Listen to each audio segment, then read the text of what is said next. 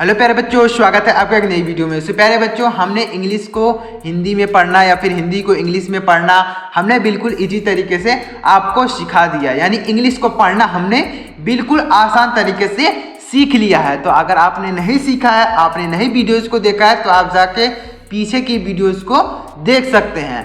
अब हम लोग सीख रहे हैं कि इंग्लिश की स्टोरी है या फिर इंग्लिश में कोई भी चीज़ है तो आप उसे कैसे हिंदी में ट्रांसलेट करेंगे, उसको कैसे पढ़ेंगे, कैसे उसका मीनिंग निकालेंगे, हम लोग यही सीखने जा रहे हैं। तो अगर आपको भी इंग्लिश को हिंदी में ट्रांसलेट करना नहीं आता है या फिर हिंदी को इंग्लिश में ट्रांसलेट करना नहीं आता है तो आप हमारे साथ बने रहिए, आपको 100% सारी चीज़ें समझ में आएंगी। मैं यहाँ पर एक इंग्लिश की स्टोरी लेके आया हूँ जिसको हम लोग हिंदी में लिखेंगे, यानी इसका प्रोनाउंसिएशन क्या होता है मैं आपको लिख लिख कर बताऊँगा।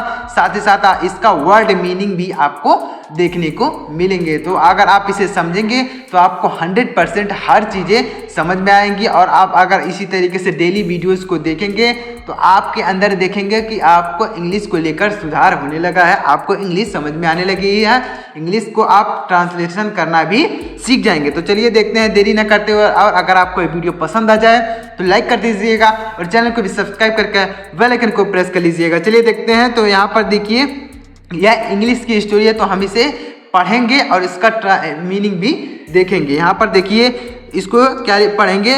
Once upon a time a crow looked at a sun and thought how beautiful she was. तो चलिए इसको लिखते हैं और देखते हैं कि क्या इसको पढ़ेंगे। तो इसको पढ़ेंगे वंस अपॉन a time a crow looked at a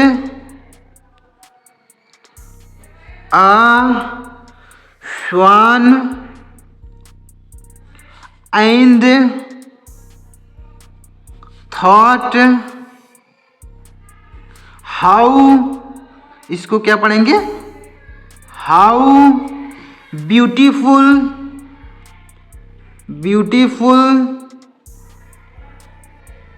she was. अब चलिए एक इसका मतलब देख लेते हैं। इसको इस तरीके से पढ़ेंगे। Once upon a time a crow looked at a swan and thought how beautiful she was. तो इस तरीके से आपको पढ़ना है। आप इसे देखकर भी पढ़ सकते हैं, हमने इसका प्रोनाउंसिएशन लिख दिया है जिससे आप इसको देख देख के भी पढ़ सकते हैं। अगर आपको हिंदी पढ़ना आता है तो आप इसी तरीके से इसको देख देख कर भी पढ़ सकते हैं कि क्या चीज़ यहाँ पे लिखा गया। तो चलिए इसका अर्थ जान लेते हैं। वंस अपॉन ए टाइम का मतलब होता है एक बार की बात है, एक समय की बात है। एक क्रो यानी एक कौवा, लुक्ड एट यानी देख रहा था, ए स्वान यानी एक सारस एक हंस को देखा, यानी एक कौवे ने एक हंस को देखा, एंड थॉट और सोचा, हाउ ब्यूटीफुल यानी कितना सुंदर, शी वाज यानी वह है, यानी वो हंस को देखकर वह सोच रहा है कि वह कितनी सुंदर है। यानी वह वाइट कलर की होती है ना, जो हंस होती है वाइट कलर की होती है, तो वह सोच रहा है कि वह कितनी सुंदर है। कौवा जो है सोच रहा है, कौवा काला होता है तो वह सोच रहा है कि वह कितनी सुंदर है। अब देखिएगा, सी हैड ऑल फीदर्स, इसको क्या पढ़ेंगे, फीदर्स। फीदर मीन्स होता है पंख है, यानी फीदर्स। वेयर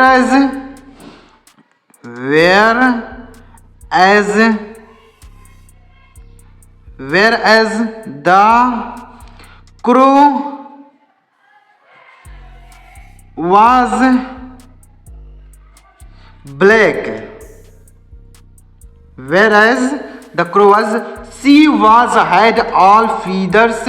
यहाँ पर बीच में मुझे लगता है व्हाइट यहाँ पर छूट गया है तो यहाँ पर व्हाइट रहेगा, मतलब सी हैड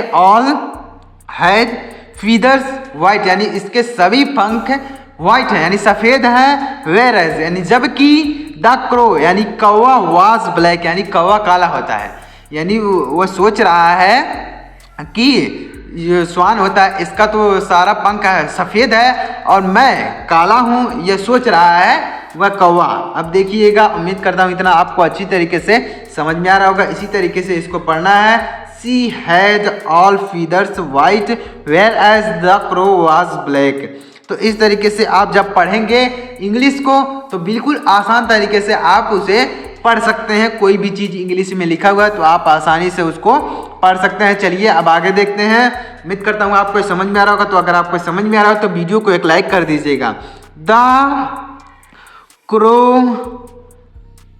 कौवा एक्सप्रेस्ड, इसको क्या पढ़ेंगे? Expressed. Expressed the crow expressed his thought to swan. The crow यानी कौवे ने एक्सप्रेस्ड यानी व्यक्त किया, बताया, हिज थॉट यानी अपने विचारों को, टू स्वान यानी हंस से। कौवे ने अपने विचारों को हंस को बताया, यानी जो कौवा सोच रहा था कि वह कितना सुंदर है, वह तो बहुत खुश होगा, वह कितना सुंदर है, उसने अपने विचारों को उस हंस से बताया। अब क्या बताया देखिएगा। Who replied that parrot is most beautiful because it was color white। यानी जब उसने हंस से कहा कि तुम कितने सुंदर हो, तुम बहुत ही ब्यूटीफुल हो, तुम बहुत खुश होते होगे। Who replied यानी who, इसको क्या पढ़ेंगे? Who replied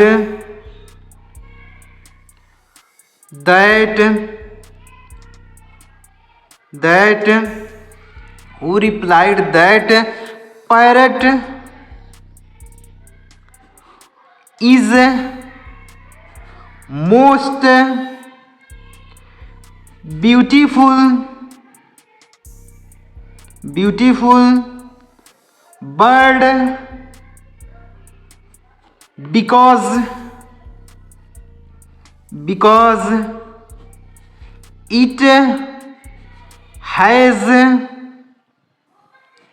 two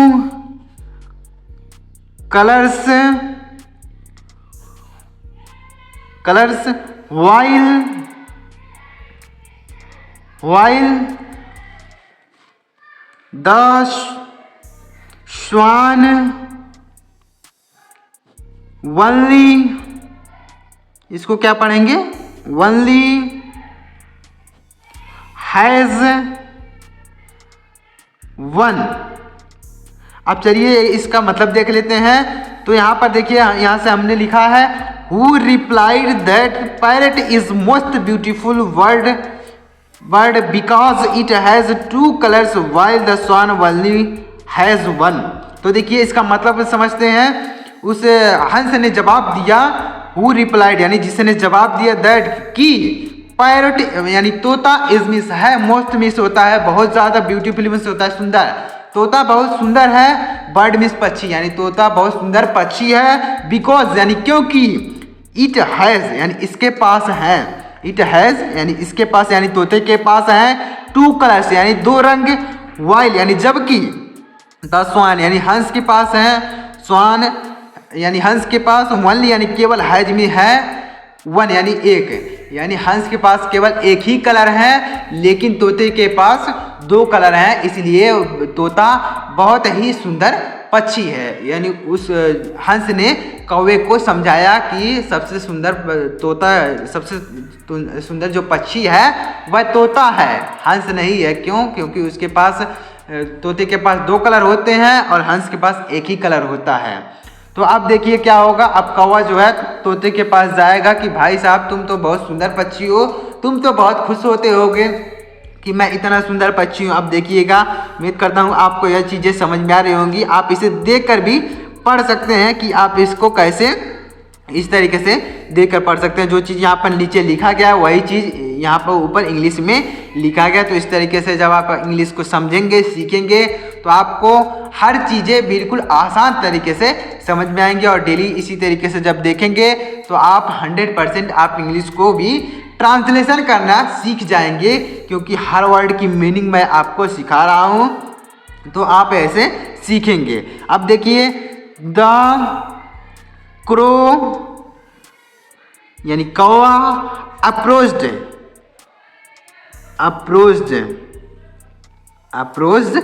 यानी अप्रोच्ड मीन्स गया। द क्रो अप्रोच्ड कौवा गया।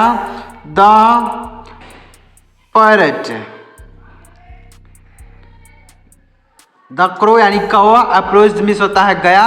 द पैरट यानी तोते के पास। अब कौवा जो है तोते के पास गया। जब हंस ने बता दिया कि तोता सबसे खूबसूरत पक्षी होता है, सबसे सुंदर पक्षी होता है, तो कौवा क्या किया, अब तोते के पास जाके पूछेगा कि भाई तुम सबसे खूबसूरत पक्षी हो तो तुम बहुत खुश होते होगे। अब देखिएगा तो देखिए who simply said, who means जो, हु मीन्स जो, हु सिंपली, इसको क्या पढ़ेंगे, simply said, simply said my dear parrot, my dear parrot. तो यानी उस कौवे ने उससे पूछा माई डियर पैरट यानी मेरे प्रिय तोते, तुम सबसे खूबसूरत जानवर हो तो तुम बहुत खुश होते होगे। तो इसी तरीके से सभी से वह जाके पूछने लगा कि भाई तुम तो सबसे खूबसूरत पक्षी हो, तुम बहुत खुश होते होगे, मैं देखो कितना काला हूँ। तो इसी तरीके से वह जाके लोगों से पूछने लगा। तो उम्मीद करता हूँ आपको यह समझ में आया होगा कि इस स्टोरी को मेन मकसद हम लोग का क्या है, पढ़ना, इंग्लिश को पढ़ना और मीनिंग निकालना। तो इसी तरीके से जब आप इंग्लिश को पढ़ेंगे, उसका मीनिंग निकालेंगे, तो इसी तरीके से आप 100% इंग्लिश को समझ पाएंगे। तो अगर आपको इस वीडियो से कुछ सीखने को मिला हो, चलिए एक बार आपको अच्छी तरीके से पढ़ के इसको समझा देता हूँ, तो आपको अच्छी तरीके से समझ में आ जाएगा। Once upon a time, a crow looked at a swan and thought how beautiful she was. She had all feathers white, whereas the crow was black. The crow expressed his thought to swan, who replied that parrot is most beautiful bird because it has two colors, while the swan only has one. The crow approached the parrot, who simply said, "My dear parrot." तो इस तरीके से आप English को बिल्कुल easy तरीके से पढ़ सकते हैं। तो अगर आपको ये समझ में आया हो तो प्लीज़ वीडियो को एक लाइक करिएगा और चैनल को भी सब्सक्राइब करके बेल आइकन को प्रेस कर लीजिएगा, क्योंकि मैं इसी तरह का आपको इंग्लिश सिखाने का प्रयास करता रहूँगा। इसी तरीके की वीडियोज़ आपको मिलती रहेंगे। तो चलिए मिलते हैं अगली वीडियो में, तब तक के लिए जय हिंद, वंदे मातरम।